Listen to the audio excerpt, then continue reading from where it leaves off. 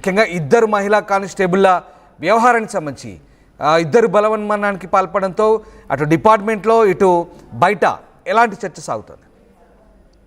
రామదాస్, వారం రోజుల వ్యవధిలోనే ఉమ్మడి వరంగల్ జిల్లాలో ఇద్దరు మహిళా కానిస్టేబుల్లో ఆత్మహత్య చేసుకోవడం కూడా పోలీస్ వర్గాలతో పాటు ఇక్కడ సమాజంలో కూడా ఒక కలకలం అయితే రేగుతుంది. ఎందుకంటే బాధ్యతగా వ్యవహరించి ఒక ఉద్యోగంలో స్థిరపడినటువంటి వాళ్ళే ఆత్మహత్య చేసుకున్నారంటే మానసిక స్థితులు ఎట్లాంటి పరిస్థితుల్లోకి వెళ్తున్నాయి?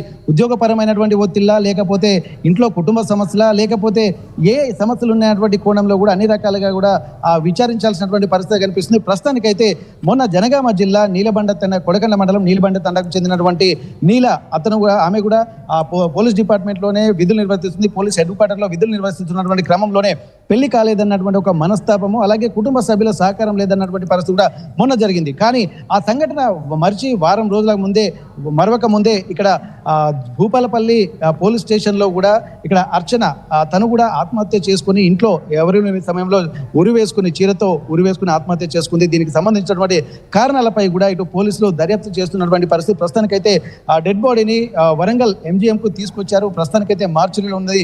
పోస్ట్ మార్టం అనంతరం కూడా వెళ్ళి తీసుకెళ్లి అంత్యక్రియలు చేసేటువంటి పరిస్థితి. మనం కూడా ప్రస్తుతానికి వరంగల్ MGM మార్చి దగ్గర ఉన్నాము. వాళ్ళ బంధువులతో మనం మాట్లాడేటువంటి ప్రయత్నం చేద్దాం. ఎందుకంటే వాళ్ళ కుటుంబ సభ్యులు కూడా చాలా తీవ్రమైన బాధతో ఉన్నారు. ఎందుకంటే ఉన్న ఇద్దరు కూతుళ్లను ఎంతో కష్టపడి చదివిపించి ప్రయోజకుల్ని చేశారు. ఒక చిన్న కూతురు బ్యాంక్ ఎంప్లాయీస్గా ఉన్నత స్థానంలో తను స్థిరపడింది. పెద్ద కూతురు కూడా ఈ కానిస్టేబుల్ ఉద్యోగం వదిలిపెట్టి ఉన్నతమైనటువంటి డిపార్ట్మెంటల్ టెస్టులు, అలాగే ఉన్నతమైనటువంటి వృత్తిలోకి వెళ్ళాలన్న లక్ష్యంతో ఇక్కడ డిపార్ట్మెంట్లో కూడా లాంగ్ లీవ్ పెట్టి తను హయ్యర్ స్టడీస్ కూడా ప్రిపేర్ అవుతూ ఉన్నత ఉద్యోగానికి కూడా ప్రిపేర్ అవుతున్నటువంటి పరిస్థితి. కానీ ఈ సమయంలోనే ఏం జరిగింది అనేటువంటి కోణం, ఒక ఆసక్తి కూడా రేగుతున్నటువంటి నేపథ్యంలో వారి బంధువులతో కూడా మనం మాట్లాడేది. ఎందుకంటే ఇక్కడ రాబోయే యువతలో, పిల్లల్లో కూడా మానసిక దౌర్బల్యం ఎట్లా ఉందనేది కూడా ఇక్కడ మనం గమనించాల్సినటువంటి అవసరం ఉంది. వాళ్ళ బంధువులు కూడా ఉన్నారు. ఒకసారి మనం వాళ్ళతో మాట్లాడేటువంటి ప్రయత్నం చేద్దాం. ప్రస్తుతానికి అర్చన వల్ల ఆ తండ్రి కూడా చాలా మనోవేదంతో ఉన్నారు. ఒకసారి మనం వాళ్ళ బంధువులతో మాట్లాడదాం. సార్, ఇప్పటివరకు అయితే అర్చన అసలు చనిపోవడానికి కారణం ఏంటి అనుకుంటున్నారు? మీకు తెలిసినటువంటి ప్రాథమిక సమాచారం ఏంటి సార్? అంటే మాకు తెలిసినటువంటి సమాచారం ప్రకారం ఏంటి అని అంటే, ఆమె ఉద్యోగం చేస్తూ ఆ ఉద్యోగంలో కొంచెం అంటే పెళ్లి అయిన తర్వాత అది డైవర్స్ అయింది కాబట్టి కొంచెం డిప్రెషన్లో పోయింది. ఆ డిప్రెషన్లో పోయి ఆమె సూసైడ్ చేసుకున్నది అనేది మనకు ఉన్న ఇన్ఫర్మేషను. కాకపోతే ఏంటంటే వాళ్ళ తండ్రి ఆటోలు బట్టల షాపు నడుపుకుంటూ మొత్తం అవన్నీ చేసేటువంటి కష్టపడి చేసి వాళ్ళ పిల్లలను చదివించడం జరిగింది. ఇద్దరు పిల్లలు కూడా ప్రయోజకులైనరు. ఈ అమ్మాయి లేడీ కానిస్టేబుల్గా ఉద్యోగం సంపాదించింది. తన చిన్న కూతురు కూడా బ్యాంకులో ఉద్యోగం కూడా సంపాదించింది. ఒక రకంగా చెప్పాలంటే వాళ్ళిద్దరు కూడా సెటిల్ అయినటువంటి ఈ పరిస్థితులలో కూడా ఎలాంటి బాధ లేకుండానే ఉన్నారు. కానీ ఈమె సూసైడ్ చేసుకునేటువంటి పరిస్థితి ఎందుకు వచ్చింది అని అంటే, చుట్టూన్నటువంటి సమాజం కూడా ఒక రకంగా చెప్పాలంటే వీళ్ళకు చుట్టూన్నటువంటి వాళ్ళది రిలేషన్షిప్ తెలియకపోవడం, ఒక రకంగా చుట్టూన్నటువంటి వాళ్ళు ఎవరు ఏంది అనేది మనకు కింది స్థాయి నుంచే నేర్చుకోకపోవడం, ఇటు మన స్కూళ్ళల్లో కూడా, ముఖ్యంగా స్కూళ్ళు కానీ కాలేజీలలో కానీ అసలు ఎట్లా ఉండాలి, ఏ రకంగా ఒక సమస్యను మనం ఏ రకంగా ఎదుర్కోవాలనేటువంటిది పిల్లల స్థాయి నుంచే మనం నేర్పాల్సినటువంటి అవసరం ఉన్నది. అది నేర్పకపోవడం కూడా అదొక మైనస్గా భావించి, ఒక రకంగా చెప్పాలంటే మళ్ళీ చుట్టూన్నటువంటి సమాజంలో మనకు ఏం జరుగుతున్నది ఏంటిది అనేది కూడా మనం గమనించాల్సినటువంటి అవసరం ఉన్నది. ఆమె ఒక ఉద్యోగం చేసుకుంటూ, ఒక మంచి బాధ్యత గల ఉద్యోగం చేసుకుంటూ కూడా ఆమె సూసైడ్ చేసుకున్నది అని అంటే, ఈ చుట్టూన్నటువంటి ఇది ఏం నేర్చుకుంటానో మనం, తల్లిదండ్రులు, పిల్లలు, బాబాయిలు, లేకపోతే చుట్టాలు ఎవరు ఏంది అనేది కూడా తెలియనటువంటి పరిస్థితులలో మనం ఏమైనా ఉద్యోగం సంపాదించాలి, మార్కులు కొట్టాలి, బాగా పెద్ద చదువులు చదవాలి, పెద్ద ఉద్యోగం కొట్టాలనేటువంటి క్రమంలో మనం అంతా కూడా పరిగెత్తుతున్నాం.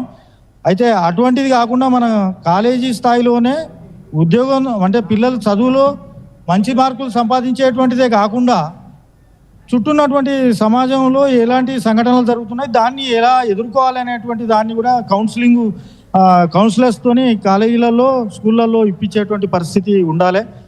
అది అప్పుడే ఈ పిల్లల లోపల ఏ స్థాయి ఉద్యోగం చేసినప్పటికీ కూడా అది ధైర్యంగా ఎదుర్కొనేటువంటి శక్తిని వస్తుంది.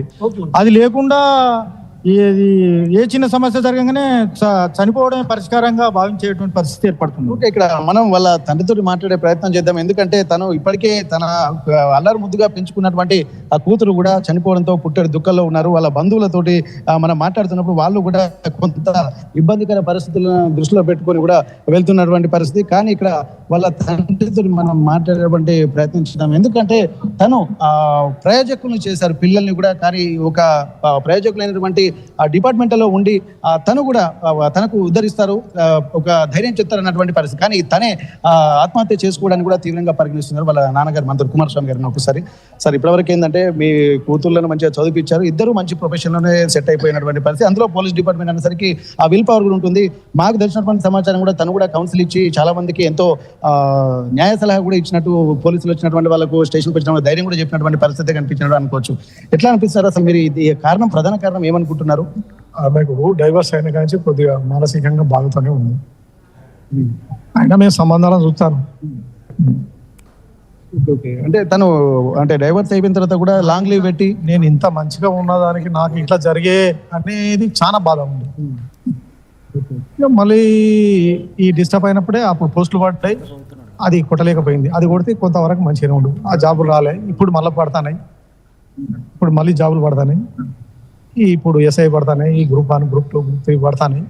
అది ఏదైనా ఒకటి కొట్టాలనే ఉద్దేశంతో. అవును సార్, మీరు కొట్టాలనే ఉద్దేశంతో వెళ్తున్నప్పుడు, ఇంకా హైయర్ స్టడీస్కి వెళ్తున్నప్పుడు కాన్సన్ట్రేషన్ స్టడీస్ మీద పెట్టాల్సినటువంటి అవసరం ఉంటుంది. కానీ ఆత్మహత్య వైపు ఎందుకు మళ్ళీ అనుకోవచ్చు? ఇది కూడా బాధ ఉన్నది. ముఖ్యంగా నాకు డిస్టర్బ్ జరిగిందనే బాధ ఎక్కువ ఉంది. ఇక్కడ వాళ్ళ బంధువులు చెప్తున్నా ఏంటంటే తను మ్యారేజ్ డిస్టర్బ్ అయ్యడమే ప్రధాన కారణంగా కూడా చెప్తున్నారు. ఎందుకంటే తను ఇప్పుడు సొసైటీలో నలుగురికి న్యాయ సాయం చేసినటువంటి తనే ఇట్లాంటి పరిస్థితుల్లోకి వెళ్ళొస్తుంది. ఎందుకంటే వాళ్ళ నాన్న కూడా కష్టపడి పెంచాడు, ఇద్దరు పిల్లల్ని ప్రయోజకులు చేశారు, తనకే ఎందుకు ఇట్లా జరుగుతుంది అన్నటువంటి ఒక ఆలోచనలు కూడా వాళ్ళ వెలుగుస్తున్నటువంటి పరిస్థితి. ఒకసారి మనం సార్తో మనం మాట్లాడేటువంటి ప్రయత్నం, గ్రామ సర్పంచ్ గారు మనతో ఉన్న ఒకసారి వాళ్ళతో మాట్లాడదాం. సార్, ఇప్పుడు మీరు చూసినట్టయితే ఏంటంటే గ్రామంలో ఉన్నటువంటి వాళ్ళు కుటుంబ బంధాలు అన్ని బాగుంటాయి. ఇప్పుడు కాజీపేట దర్గా దగ్గర కూడా ఒక మంచి డెవలప్ అయినటువంటి టౌన్ లో, ట్రై సిటీస్ లో కూడా వన్ ఆఫ్ ది పార్ట్. అట్లాంటప్పుడు చదువుకున్నటువంటి పిల్లలే ఇట్లా ఎందుకు అది అవుతున్నారు సార్? ఎందుకంటే కారణం ఒకటే, అప్పుడు 10 మంది కానీ ఒక కుటుంబంలో 10 మందిని కానీ 10 మంది పిల్లలతోటి ఎవరి మీద కూడా లాడు అనేది, గౌరవం అనేది లేకుండా ఉండేది. వాళ్ళు ఎట్లా బతికితే వాళ్ళ ఇష్టం కనంగానే వదిలిపెట్టినా అప్పుడు వాళ్ళ మీద స్ట్రెస్ తీసుకోవడం కానీ, వాళ్ళను వదిలిపెట్టి వాళ్ళ వాళ్ళు బతుకుతారనే ఉద్దేశంగా వదిలిపెట్టే తల్లిదండ్రులు ఇప్పుడు ఒకరిద్దరు కాగానే వారి మీద ప్రేమ అభిప్రాయాలు బాగా పెంచుకొని వారికి బాధ్యత తెలియకుండా, బయట సమాజం తెలియకుండా పెంచడమే అదొక మైనస్గా మనం భావించాల్సిందే చూస్తాను. అంతే తప్ప అదే ఒకటి బాగా కారణం. ఇద్దరు బాబాలే, ఇద్దరు, ఒక బాబు ఒక బాబు ఉంటాడు, లేకపోతే ఇద్దరు ఉంటారు.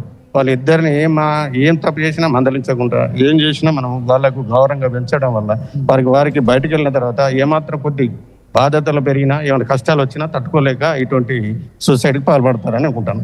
ఇక్కడ అందరూ దాదాపు చెప్తున్నది ఏంటంటే పిల్లల్లో ఒక మానసిక